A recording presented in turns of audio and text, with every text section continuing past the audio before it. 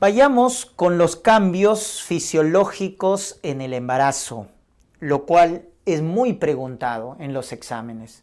Recordemos los cambios locales, como pueden ser el agrandamiento del útero. El agrandamiento del útero, ¿no?, comienza acá. El útero llega a la parte superior de la sínfisis púbica. Cuando llega a la parte superior el útero, a la parte superior de la sínfisis púbica, más o menos se correlaciona con 8 a 9 semanas de embarazo. Cuando ya es extrapélvico, es decir, el útero sobrepasa la sínfisis, no se queda en el borde superior, sino lo sobrepasa, está por encima de la sínfisis, se vuelve extrapélvico, eso se correlaciona con 12 semanas de embarazo. Y cuando el útero alcanza el ombligo, es aproximadamente a las 20 semanas del embarazo. Y alcanza su máxima expresión llegando a la apófisis sifoides del esternón o reborde costal a las 36 semanas. Entonces, el agrandamiento del útero, hay que recordarlo, es muy importante. Sobre todo crece por hipertrofia, más que por hiperplasia, o sea, por aumento de volumen celular. Cuando crece el útero, gira un poco hacia la derecha.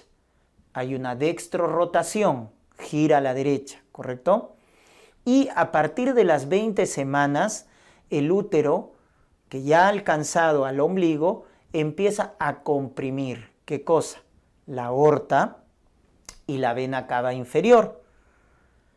Al comprimir la aorta puede generar ortostatismo, hipotensión ortostática. Al comprimir la vena cava inferior, doctores, disminuye el retorno venoso, con lo cual genera edemas, que hasta cierto punto son fisiológicos en el embarazo. El edema de pie, el edema de piernas es fisiológico porque a partir de las 20 semanas el útero comprime la vena cava inferior, ¿correcto? Recuérdense de ese detalle.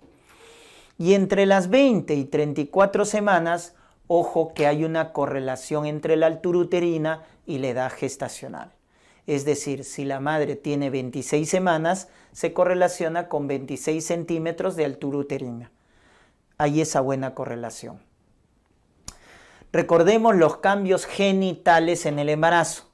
¿Cuáles son aquellos cambios genitales que tienen epónimo? Te preguntan, ¿no?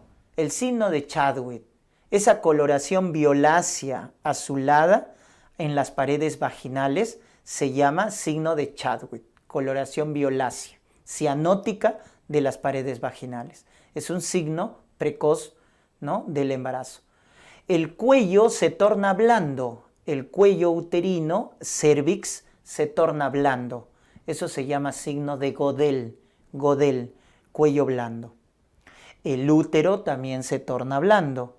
Eso se llama signo de Egar, útero blando. Luego tienes la fácil flexión del cuerpo sobre el cuello del útero. Esa fácil flexión del cuerpo sobre el cuello se llama signo de McDonald. Y puedes palpar los fondos de saco ocupados. Ese signo se llama noble budín, ocupación de los fondos de sacos laterales. Y también puedes tener una leucorrea fisiológica en el embarazo, producto del estímulo estrogénico. Esta leucorrea es blanquecina, pero fluida, para diferenciarlo de la leucorrea por cándida, ¿no?, que es blanca, pero grumosa. No, acá es blanca y fluida, y no tiene mal olor, ¿correcto? Entonces hay una leucorrea fisiológica en el embarazo. Entonces recordemos que estos son los llamados cambios genitales que se producen en el embarazo, ¿ya? Por ahí pueden revisar algunos cambios, ¿no?, adicionales a los que les gusta ya los datos más específicos, ¿no? Por ejemplo, el signo de Pisz-Kasek. Doctor, he escuchado, ¿qué es el signo de Pisz-Kasek? Es cuando el útero se torna irregular producto de la implantación. Como el blastocisto se implanta en el fondo uterino, el útero se torna irregular, signo de Pisz-Kasek. Se palpa las arterias vaginales en el útero. Signo de Osiander. Palpación del pulso de las arterias vaginales. Signo de Osiander. Muy bien, pero los que hemos comentado son los más importantes definitivamente. Luego tenemos los cambios a nivel sistémico, a nivel cardiovascular, a nivel hematológico, a nivel nefrológico, a nivel pulmonar, a nivel del tubo digestivo y a nivel hepático. Estos cambios son a nivel sistémico. Entonces, es importante que lo recuerden, porque es súper preguntado en los exámenes. A nivel cardiovascular, recordar que en el embarazo aumenta la frecuencia cardíaca, 10 latidos por minuto, y aumenta el volumen sistólico, hasta un 50%. Entonces, al aumentar la frecuencia cardíaca, 10 latidos por minuto, y al aumentar el volumen sistólico, tú multiplicas, ¿verdad? Por cardio, acuérdate que frecuencia por volumen sistólico, que es igual al gasto. Por lo tanto, en una gestante hay un aumento del gasto cardíaco, hasta un 40 a 50%, ¿no? Por eso decimos que la gestante, cuando hace su falla cardíaca, hace con gasto cardíaco alto. De ahí acuérdate, miren, el gasto cardíaco está aumentado, porque la frecuencia y el volumen sistólico están aumentados. En el embarazo hay un proceso de vasodilatación, porque la progesterona relaja el músculo liso de los vasos. Entonces hay vasodilatación y eso que produce disminución de la resistencia vascular periférica. Y al disminuir la resistencia vascular, entonces cae la presión arterial. Entonces la presión arterial en el embarazo, doctores, cae en el primer y segundo trimestre. En el tercer trimestre se restablece, pero en el primero y segundo cae la presión por esa vasodilatación y por disminución de la resistencia vascular. Es normal que haya soplo sistólico multifocal en el embarazo. Eso es por la hipervolemia, por el aumento del gasto. Y el eje del corazón se desvía hacia la izquierda, se desvía hacia la izquierda. O sea, se vuelve más negativo. Acuérdate del electrocardiograma. ¿Cuándo es desviación a la izquierda? Cuando cae entre menos 30 y menos 90, ¿verdad?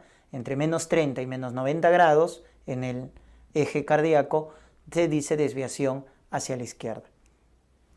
A nivel hematológico, recuerden que aumenta el volumen plasmático 45%, pero también aumentan los glóbulos rojos, aumenta el volumen eritrocitario 33%. Por ende, hay una hemodilución, porque aumenta más el plasma que los glóbulos rojos. Los dos aumentan, pero más el plasma que el glóbulo rojo. Por lo tanto, finalmente hay una hemodilución fisiológica en el embarazo, por aumento del volumen plasmático. Hay una leucocitosis fisiológica en el embarazo, pero no hay desviación izquierda, ojo, no hay aumento de abastonados, solo hay una leucocitosis fisiológica, que va de 9.000 a 15.000 leucocitos, aprox, de 9.000 a 15.000. Esa leucocitosis fisiológica va con neutrofilia y con linfopenia, ¿correcto? Neutrofilia, linfopenia, pero no hay desviación izquierda, ojo, no hay aumento de abastonados, porque cada vez que los leucocitos ya aumenten demasiado, más de 16.000, o cuando aparece desviación izquierda, ya debemos descartar infecciones. Y también el embarazo, recuerden que aumenta factores de coagulación, sobre todo el fibrinógeno. Por eso se dice que el embarazo, doctores, es un estado protrombótico, ¿correcto? Protrombótico.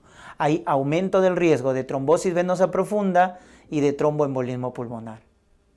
Y en la infección por coronavirus también aumenta el riesgo trombótico. A nivel renal, debemos recordar que aumenta el tamaño del riñón 1 centímetro. Y al aumentar el gasto cardíaco, aumenta el flujo sanguíneo renal. Eso aumenta el flujo plasmático renal y por ende aumenta la tasa de filtración glomerular.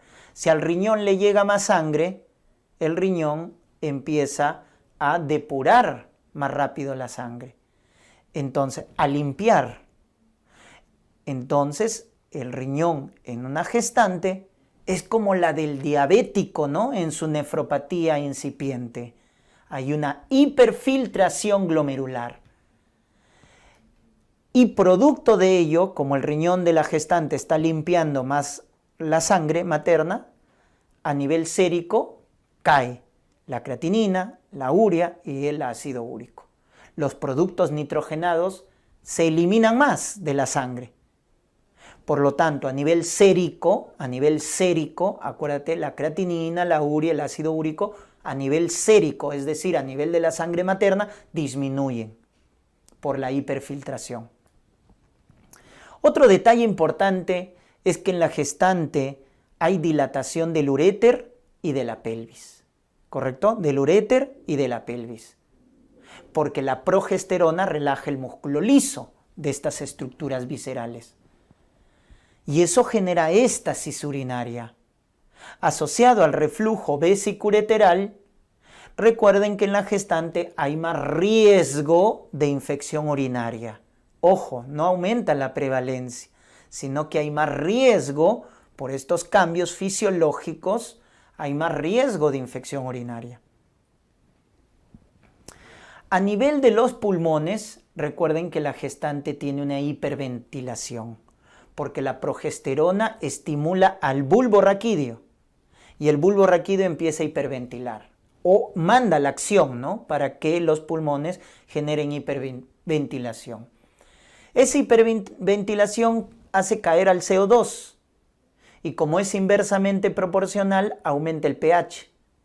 Entonces, doctores, hay una alcalosis respiratoria que se compensa ¿con qué? Miren, ahí está, se compensa con esto, con una excreción urinaria de bicarbonato. Entonces, cuando te pregunten cómo se compensa esa alcalosis respiratoria producto de la hiperventilación, con la excreción urinaria de bicarbonato. Con eso se llega a compensar. Recordemos que el diafragma se eleva hasta 4 centímetros en la gestante, se eleva hasta 4 centímetros. Eso hace en la gestante que aumente, ojo, el volumen tidal, pero disminuya el volumen residual. El volumen tidal aumenta por la hiperventilación, porque recuerden que el volumen tidal o volumen corriente, por neumología, es el volumen que entra y sale de los pulmones, ¿no?, que normalmente es 500 mililitros, pero que en una gestante aumenta, ¿correcto? En cambio, el volumen residual, que es ese volumen que siempre queda en los alvéolos para evitar el colapso, disminuye en la gestante por la elevación del diafragma hasta 4 centímetros. Entonces, esto te debes acordar, que el volumen tidal o corriente aumenta y el volumen residual disminuye. Y con respecto a las capacidades, la capacidad vital se mantiene constante, pero la capacidad pulmonar total disminuye por la elevación del diafragma. Eso también acuérdate de las capacidades. La vital se mantiene constante y la pulmonar total disminuye. Muy bien. Luego tenemos que tener en cuenta lo siguiente. A nivel del tubo digestivo hay una hipotonía del esfínter esofágico inferior, ¿correcto? Esto por la progesterona. La progesterona relaja el músculo liso del esfínter esofágico. Eso permite que en la gestante haya náuseas, vómitos, pirosis, reflujo. También el vaciamiento gástrico se vuelve más lento en la gestante. Y recordemos que también la progesterona, al relajar músculo liso, no solo del útero, sino de todos los sistemas, como estás viendo, vasos sanguíneos, uréter y el tubo digestivo, disminuye el peristaltismo y eso que genera estreñimiento, ¿ya? Estreñimiento. Muy bien. Lo que también debemos recordar a nivel de la vesícula biliar es que nuevamente la progesterona relaja músculo liso de la vesícula, generando atonía de la vesícula biliar. Es por eso que el embarazo es factor de riesgo, ¿para qué? Para colelitiasis, formación de cálculos. Entonces mira cómo la progesterona mantiene los cambios, ¿no?, en el embarazo, por la relajación del músculo liso, acuérdate. A nivel del hígado, la fosfatasa alcalina duplica su valor, la albúmina disminuye, las proteínas plasmáticas y la más importante, la albúmina, disminuye y se mantienen constante transaminasas, bilirrubina y tiempo de protrombina. Eso debes acordarte a nivel del perfil hepático. La fosfatasa alcalina puede duplicar su valor en el embarazo de manera fisiológica. Las proteínas plasmáticas como la albúmina, que es la más importante, baja. El hígado deja de producir en el embarazo albúmina. Por eso también la presión oncótica baja. Y por eso también aparecen los edemas, ¿no? Y lo demás se mantiene constante. Transaminasas, bilirrubina y el marcador de falla hepática precoz, que es el tiempo de protrombina, se mantiene constante. Luego tenemos acá el puerperio. El puerperio, doctores, es un estado que comprende las 6 semanas del posparto o 42 días del posparto. Es un estado de involución uterina. Entonces todos los cambios que hemos visto empiezan a involucionar. El riñón regresa a su tamaño normal, de lo que había aumentado 1 centímetro, etc. La presión arterial vuelve a su normalidad. El uréter, la pelvis que se habían dilatado nuevamente vuelven a la normalidad. Y el útero también. Recuerden que el útero al primer día del puerperio puede llegar hasta estar por debajo del ombligo, ¿no? Y conforme van pasando los días en el posparto, el útero va a llegar a su tamaño normal. Más o menos a la semana del puerperio ya el útero va a involucionar, ¿no? Llegando a su, entre día 7, día 9, llegando a su estructura normal. Algo particular del puerperio que debemos recordar son los famosos loquios, que son esas secreciones de detritus, de células, etcétera, que se expulsan en el puerperio.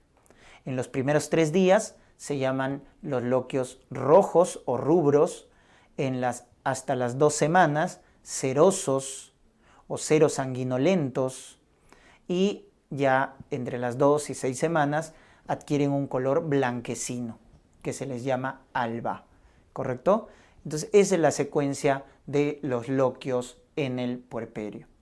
Si el loquio se torna purulento, fétido, debemos descartar infecciones, endometritis puerperal.